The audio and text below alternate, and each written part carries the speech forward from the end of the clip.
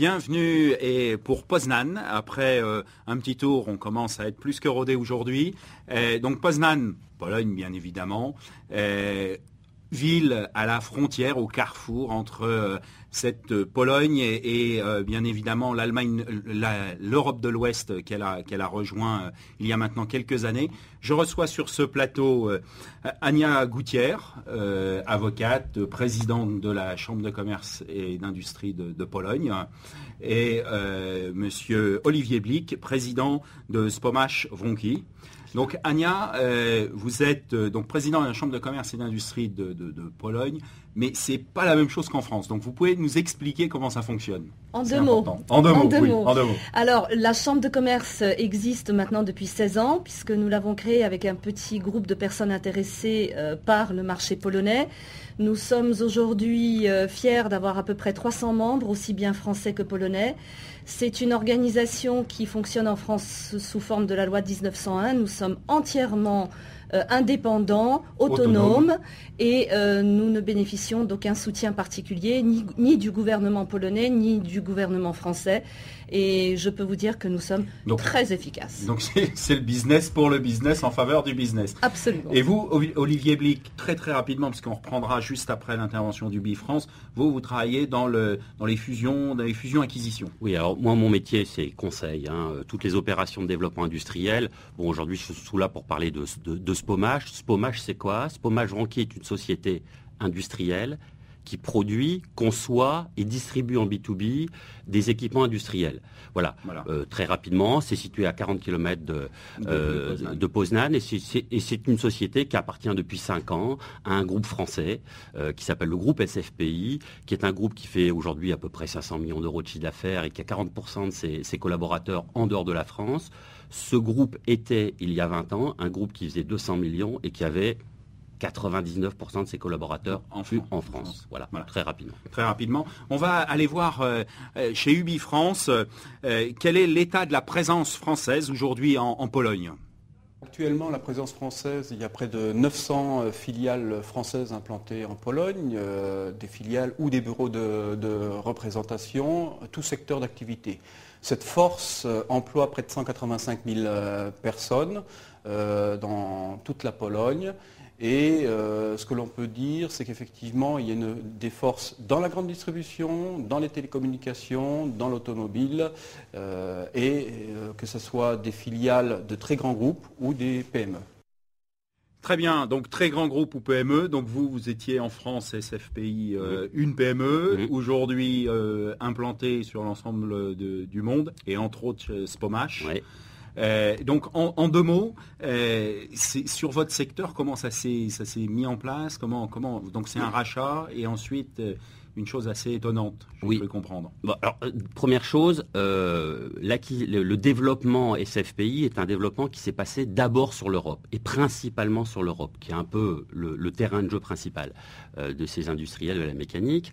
L'acquisition de l'opération Spomash a été une acquisition qui s'est menée en 2005 d'une entreprise qui était en grande difficulté et qui, au bout de 2 ans, a obtenu successivement plusieurs prix des meilleures entreprises en développement international. Avec un vrai développement important. Avec un vrai développement, avec un chiffre d'affaires qui passe de 11 millions à 30 millions en 3 ans et 85% à l'export.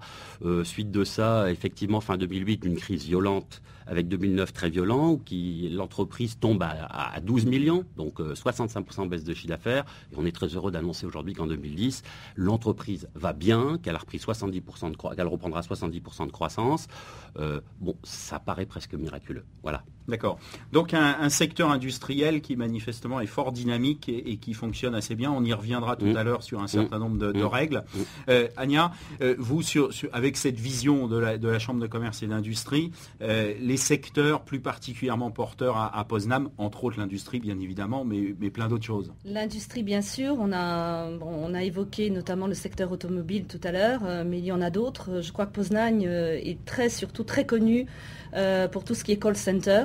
Il y a énormément de back-office, de sociétés qui ont implanté leur back-office, leur call center dans le IT, donc à Poznań. À Poznań, absolument. Il y a aussi une forte présence des entreprises pharmaceutiques comme GlaxoSmithKline, Roche et d'autres entreprises de cette nature.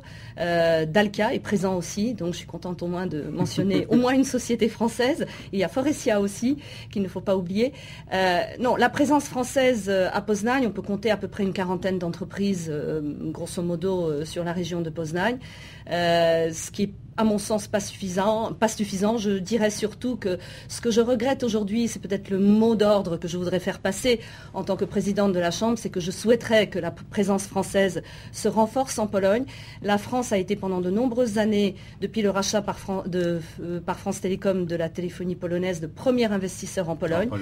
Aujourd'hui, depuis 2 ans, disons, elle est reléguée en troisième place, ce qui est un petit peu dommage. Je trouve les grands groupes sont bien sûr présents. Et ce qu'on souhaite, c'est essayer de convaincre les PME de venir en Pologne. Les PME, il y a un tissu de PME nécessaire, un tissu de Français qui doit investir en Pologne et sur Poznań en particulier. Tout simplement parce qu'il y a un tissu de capacité intellectuelle et de capacité de travail qui est assez intéressant. Ah, c'est formidable. Moi, je dirais que l'un des premiers atouts en Pologne, mais aussi particulièrement à Poznań, qui est une ville universitaire qui compte d'innombrables écoles d'ingénieurs, écoles de commerce et des universités bien sûr, c'est son potentiel humain. La Pologne n'existerait pas aujourd'hui telle qu'elle est, son État ne serait pas aussi révélateur, elle n'aurait pas réussi sa reconversion s'il n'y avait pas ce dynamisme extraordinaire et cette jeunesse. Je crois que c'est ce qui caractérise aujourd'hui fondamentalement la Pologne, c'est ce dynamisme, la notion de flexibilité, l'adaptabilité, on en parlera certainement. Mais tout à l'heure, oui, tout à fait. Alors pour ceux qui n'auraient pas compris que les Polonais sont très dynamiques, on a compris grâce à Ania qu'ils sont très dynamiques. Voilà, et on a une digne représentante par la présidente de la Chambre de commerce qui va nous quitter quelques minutes pour que Wojtek nous rejoigne. Publicité.